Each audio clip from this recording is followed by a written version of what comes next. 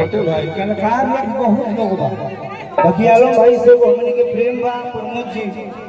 और हमेशा रही माता रानी यही तेरे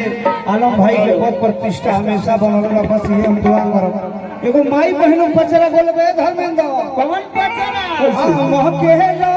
पड़ी जाए मैया रे सुरही गाई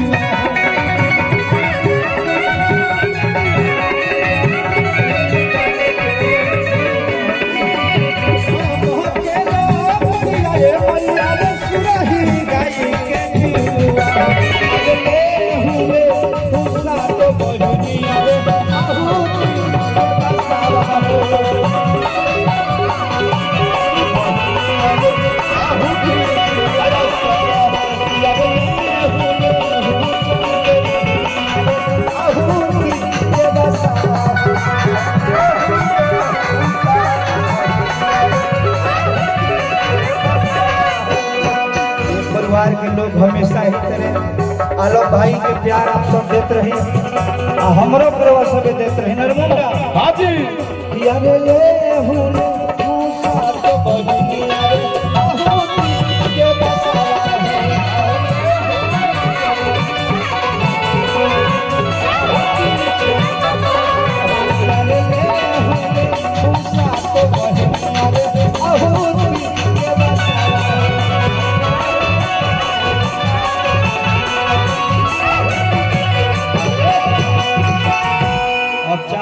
बहुत कलाकार लोग आइल बा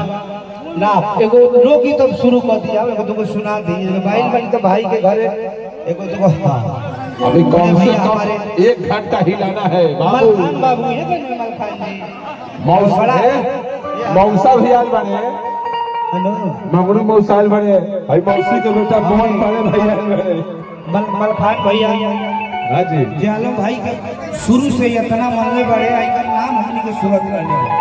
नरमुंडा जी मलखान बाबू अभिषेक भाई सबके पूरे टीम की हमारा हार्दिक अभिनंदन। कौन पांडे जी कौन पांडे जी कौन बाबा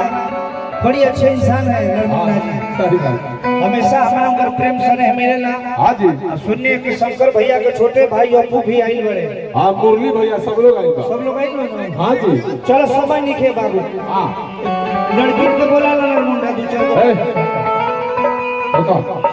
महिलाओं मेरे पास आओ अच्छा